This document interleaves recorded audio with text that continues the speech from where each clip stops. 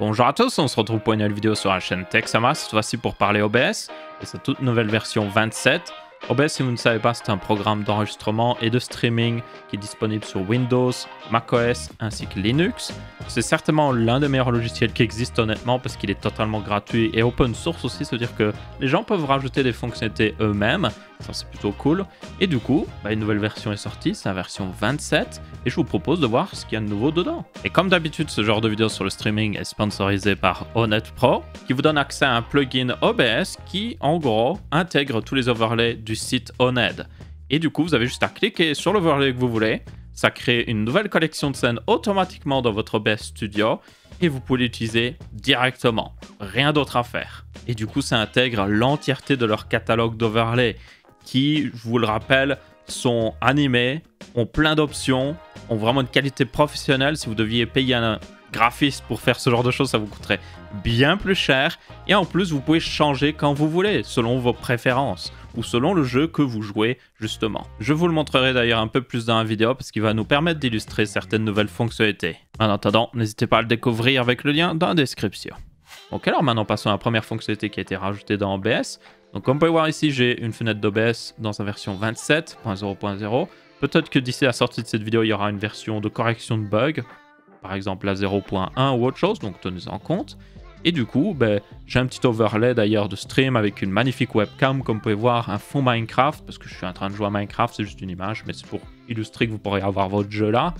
Du coup, la première fonctionnalité est tout simplement une fonctionnalité d'undo. Donc littéralement un retour en arrière si vous avez fait une bêtise. Vous faites CTRL-Z, c'est évidemment quelque chose, vous allez me dire « Oh, mais c'est pas normalement disponible dans tous les programmes sur Windows ?» Si normalement, en tout cas tous les programmes qui se respectent, mais OBS ne l'avait pas. C'était quelque chose qui avait été d'ailleurs rajouté dans Streamlabs OBS et que beaucoup de gens sur OBS voulaient depuis littéralement des années.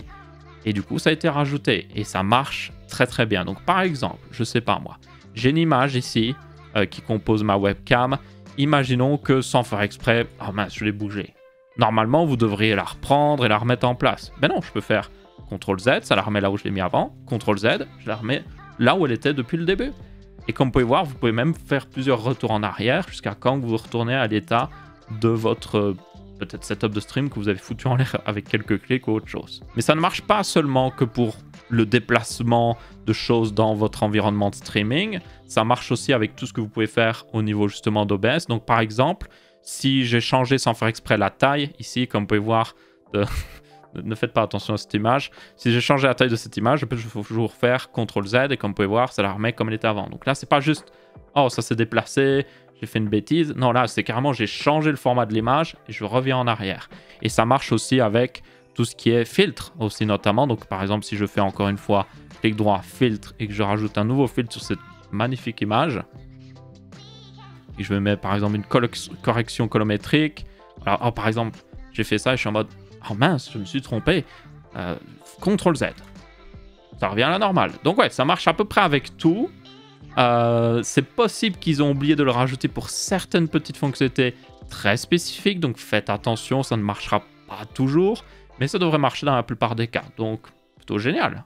Ensuite, la prochaine fonctionnalité qu'ils ont rajoutée, c'est le fait que vous avez enfin un fixe pour ceux qui ont des ordinateurs portables. Donc si vous ne savez pas sur ordi portable, bien souvent vous avez deux cartes graphiques. Une carte graphique intégrée qui est basse performante mais qui vous permet d'économiser de l'énergie et une carte graphique haute performance, donc un GPU dédié bien souvent qui vous permet de faire tourner les jeux. Le problème, c'est quand vous lancez OBS avec un tel setup, eh bien il va tourner sur la carte graphique intégrée et il aura du mal à capturer par exemple ce qui se passe sur la carte graphique dédiée, notamment les jeux. Vous aurez un écran noir basiquement, donc ça ressemblerait un petit peu à ça quand vous essayez de capturer votre jeu. Ce qui n'est pas forcément très pratique et assez embêtant. Du coup, ils ont rajouté enfin une fonctionnalité en arrière-plan. Genre, il n'y a pas d'option à activer pour vous, vous n'avez rien à changer dans votre façon d'utiliser OBS. Maintenant, automatiquement, il y a du code derrière qui arrive à tout simplement capturer les fenêtres d'un GPU vers l'autre GPU. Et ça, c'est très pratique. Donc, fini les écrans noirs sur ordinateur portable. Et en plus, le fixe est hyper simple parce qu'il n'y a rien à faire. Maintenant, pour ceux qui avaient déjà utilisé un fixe qui existait auparavant, c'est important de revenir en arrière sur ce fixe parce qu'il ne faut pas l'utiliser en même temps que leur fixe. Donc je vous le montre comment le faire. Donc ça peut être pratique pour ceux qui ont besoin de ce fixe là aussi ou qui ont peut-être besoin de forcer un programme à tourner sur une certaine carte graphique. Enfin, ça fait mini tuto en même temps. Donc vous allez dans les paramètres Windows, vous allez dans Système, vous allez dans Affichage, vous allez tout en bas, vous faites paramètres graphiques et là tout simplement en bas ici dans Préférences des performances graphiques, vous pouvez sélectionner une application de bureau. Donc ça c'est des applications classiques. Et vous avez aussi des applications de Microsoft Store. Et du coup, vous sélectionnez une application que vous voulez, vous pouvez l'ajouter, vous faites Options, et là, vous pouvez choisir la carte graphique sur laquelle elle tourne. Bon, là, évidemment, je n'ai qu'une carte graphique, donc j'ai la même dans les deux options. Mais là, normalement, sur ordi portable, vous auriez souvent économie d'énergie avec le GPU intégré au processeur, et puis performance élevée avec votre gros GPU. Donc, le fixe, bien souvent, c'était de passer au, justement, performance élevée. Et bien là, si vous voulez retirer le fixe, ce que vous devez faire, c'est laisser Windows gérer ou même carrément le supprimer dans la liste et comme ça vous êtes à peu près sûr. Il y a aussi sur certains ordi portables la possibilité de faire un clic droit quand vous lancez un programme et vous pouvez lui dire là aussi de choisir quel GPU il est censé utiliser, mais il vaut mieux le faire dans les paramètres Windows parce que ça outrepasse souvent ce que vous avez dans le menu là, mais je vous conseille aussi d'aller dans ce menu là et de lui dire d'utiliser les paramètres par défaut. Et du coup, comme ça, vous serez revenu totalement en arrière et ça devrait plutôt bien fonctionner. La prochaine fonctionnalité est aussi pratique que je dirais que l'undo, c'est le fait que quand vous avez par exemple un magnifique overlay de chez Oned et que vous avez peut-être déplacé les fichiers, parce que c'est composé de bien souvent plein de petits fichiers, par exemple le cas de webcam c'est une vidéo, ça c'est des images au-dessus, il y a des polices peut-être même derrière, mais peut-être que vous avez déplacé les fichiers et que vous en avez oublié un et du coup il a été supprimé ou il n'existe plus au même endroit. Et bien avant sur OBS, ça ne faisait rien. Genre, juste l'image n'était pas affichée et vous ne saviez pas pourquoi ou autre chose. Bien maintenant, si vous supprimez une image, donc on peut le faire notamment, vous voyez que l'image de webcam, je l'ai juste ici. Donc je peux tout simplement, on va la déplacer, peut-être pas la supprimer. Ou alors on peut essayer de la renommer, mais on va plus la déplacer, ce sera mieux. Donc là, j'ai mis l'image dans un autre dossier, comme vous pouvez voir. Maintenant, ça affiche une image noire ici, il n'y a plus rien. Il n'arrive plus à trouver l'image. Et donc, si je relance OBS, il va m'afficher cette petite fenêtre ici, comme vous pouvez voir, qui me dit « Hey, me manque un fichier, est-ce que tu peux me dire où est-ce qu'il est ?» Alors, vous n'avez pas besoin de lui dire où est le fichier exactement, vous avez juste besoin de lui donner le dossier où est l'image. Donc là, j'ai mon dossier test, c'est là où je l'ai mis pour information. Je vais juste sélectionner et normalement, je vais lui dire appliquer et comme vous pouvez voir, ça revient. Donc ça c'est très pratique si vous avez déplacé des fichiers et que vous en avez perdu un. La prochaine fonctionnalité est extrêmement pratique et donnera un look beaucoup plus professionnel à votre stream et c'est tout simplement la possibilité de rajouter des transitions pour des sources en plus des scènes.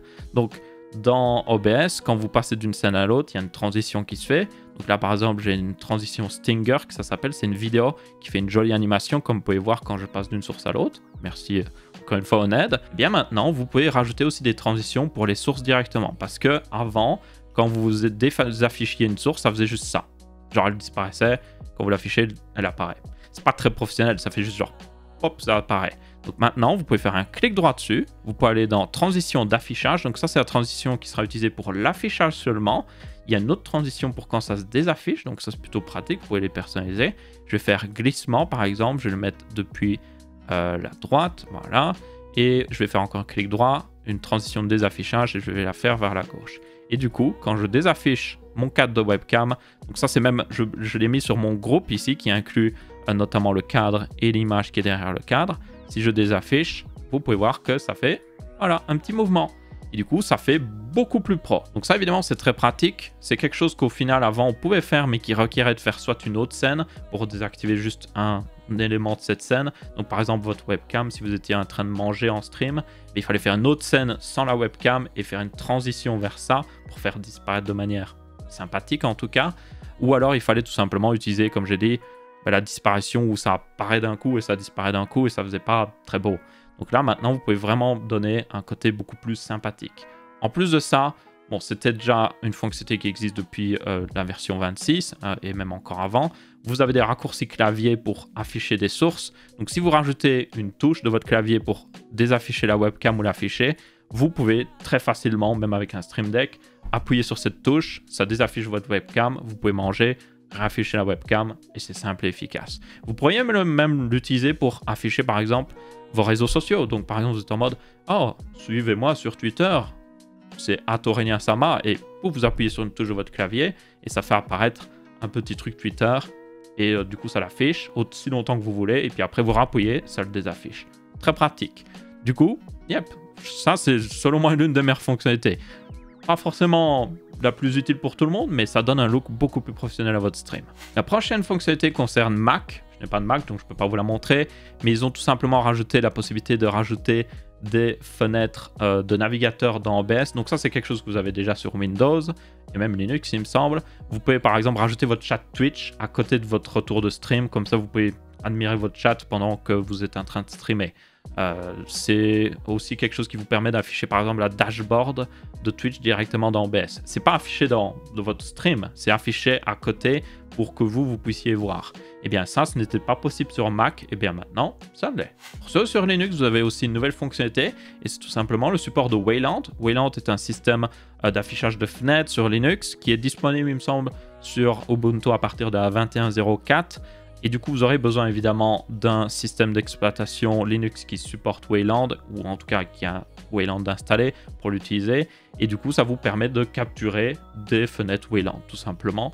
Donc, c'est très pratique pour ceux justement qui sont sur des versions plus récentes de Ubuntu ou qui l'ont installé sur leur système Linux. La prochaine fonctionnalité concerne les gens qui ont une carte RTX et qui voudraient utiliser les filtres RTX, par exemple Voice, directement dans OBS. Eh bien, maintenant, vous pouvez installer le SDK de NVIDIA que vous trouverez sur leur site. Je vous mettrai peut-être un lien dans la description si j'y pense. Vous l'installez. Il y a une version pour RTX 2000 et une version pour RTX 3000. Faites attention. Et puis maintenant, quand vous allez aller, par exemple, je sais pas moi, vous avez peut-être un périphérique sonore pour votre Discord. Vous pourriez, par exemple, enlever le bruit d'arrière-plan de quelqu'un sur Discord. Mais vous faites le petit engrenage sur la source audio. Vous faites filtre. Ça affiche la liste de filtres. Vous faites plus. Vous faites suppression de bruit. Et du coup là, vous aurez l'option pour différentes suppressions de bruit. Par défaut, il y en a une autre qui est sélectionnée. Elle marche en réalité plutôt bien, en vrai. Donc vous pouvez l'utiliser pour ceux qui n'ont pas de carte RTX. Et ceux qui ont justement le SDK et une carte RTX, vous pouvez sélectionner la suppression de bruit NVIDIA. Et du coup, pour information, alors il y a toujours un... Non, ça va. Des fois, il y a des freezes quand ça charge la première fois. Et du coup, vous avez une barre de réglage comme sur RTX Broadcast pour ceux qui l'ont déjà utilisé. Je vous conseille de ne pas aller au-dessus de 50%, donc 0,5. Parce que là, c'est vraiment si vous avez genre quelqu'un avec une tronçonneuse derrière vous. Mais ça marche déjà bien vers 0,3. En fait, je vous dirais, mettez-le au strict minimum et augmentez-le jusqu'à quand que le brick est derrière vous disparaisse. Franchement, c'est ce qui marche le mieux. Le moins possible, c'est le mieux. Et du coup, ça enlève le bruit d'arrière-plan. Et ce qui est bien, du coup, c'est que c'est intégré directement à OBS. Donc, vous pouvez le rajouter sur n'importe quelle source audio à la volée, par exemple, comme j'ai dit, pour le Discord, pour votre voix, évidemment, ou même pour une source qui viendrait d'une vidéo, peut-être. Genre une vidéo qui a beaucoup de bruit d'arrière-plan et qui a une personne qui parle, vous pouvez l'utiliser.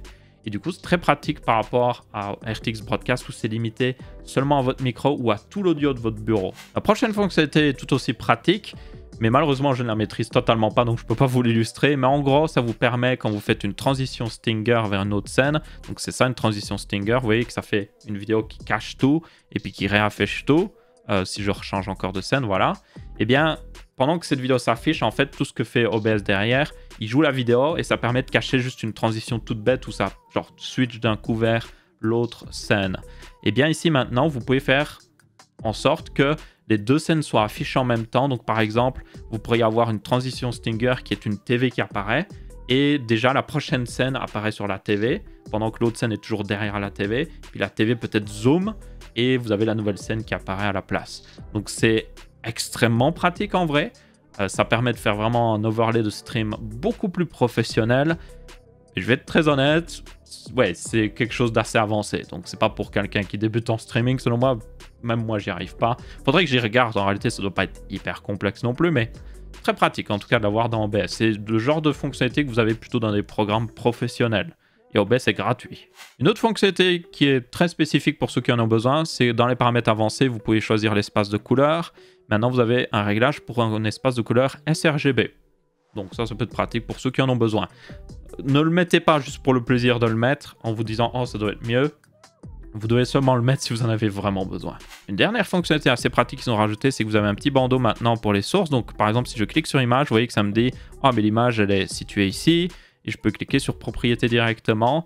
Et vous pouvez le faire même pour tout ce qui est, par exemple, je sais pas moi, là j'ai le cas de webcam animé, de Oned, ou par exemple si j'avais une webcam, un périphérique de capture, je pourrais aller directement cliquer dans les propriétés et changer justement celle-ci. C'est pratique parce qu'avant il fallait faire clic droit, propriété, donc ça rajoutait un clic en plus. Et voilà, ça permet juste d'aller un petit peu plus vite. Et sinon, il y a eu d'autres petits fixes plus rapides ici. On va être très honnête, c'est pas forcément ceux qui intéressent le plus de gens. Je dirais que dans les plus notables, OBS démarre plus vite maintenant parce qu'il ne charge pas forcément tout ce dont il a besoin. Et aussi, vous avez, comme ils le disent, une amélioration des performances quand vous capturez des jeux OpenGL. Ce qui est très intéressant pour moi parce que je joue à Minecraft qui est un jeu OpenGL. Donc, yep. Très spécifique, mais ça pourrait intéresser certaines personnes. Et aussi, vous avez des petits fixes, notamment, ou plutôt des petits ajouts. Par exemple, ça affiche le chemin où est sauvegardé un fichier quand vous arrêtez d'enregistrer. Vous avez du coup le support pour le décodage hardware des sources et des transitions Stinger dans macOS qui a été rajouté. Donc ça peut être pratique. Et encore plein d'autres petits trucs, notamment vous avez des presets 1080p et 4K sur macOS pour les captures vidéo, donc par exemple les webcams ou les cartes d'acquisition.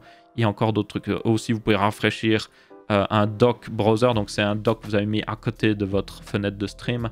Donc, peut-être votre dashboard Twitch. Vous pouvez la rafraîchir en faisant un clic droit rafraîchir. Très pratique. Parce qu'avant, genre, on ne pouvait pas le rafraîchir comme ça. Et il y a encore d'autres petits changements. Ainsi que des bug fixes qui pourraient être assez importants. Il y avait des bug fixes, notamment, il y a un nouveau paramètre quand vous lancez OBS. Vous pouvez mettre Disable High DPI Scaling. C'est pour ceux qui ont des écrans 4K. Ou peut-être deux écrans, en fait, un écran 4K, un écran 1080p, peut-être pour réafficher les choses. Quand vous passez d'un écran à l'autre, OBS genre change peut-être de taille à cause du scaling en haute résolution. Et du coup, ça vous permet d'avoir moins de problèmes, tout simplement. Donc ouais, des changements très spécifiques. Donc là, je vous invite à juste regarder s'il y a quelque chose qui vous intéresse. Mais globalement, c'est à peu près tout pour cette nouvelle version d'OBS 27. Et comme vous pouvez voir, il y a des trucs extrêmement pratiques et ça consolide juste, selon moi, l'un des meilleurs logiciels de streaming qui existe à l'heure actuelle ou d'enregistrement que j'utilise personnellement depuis des années maintenant et qui est totalement gratuit. Toutefois, pour ceux qui voudraient des overlays, je tiens à préciser, pour ceux qui se demandent d'ailleurs aussi, est-ce que les plugins qui marchent en version 26 marchent en version 27? Normalement, la plupart des plugins devraient marcher. Par exemple, le plugin d'Oned Pro marche sans aucun problème, donc je peux ouvrir cette fenêtre, télécharger l'overlay que je veux en un seul clic et ça se rajoute dans mes collections de scènes automatiquement, ce qui est très pratique évidemment. Donc yep, merci à tous d'avoir regardé. Si vous voulez découvrir les overlays Oned ou Oned Pro, c'est deux choses séparées, vous aurez deux liens dans la description. Merci à eux de sponsoriser ce genre de vidéos et de les rendre possibles.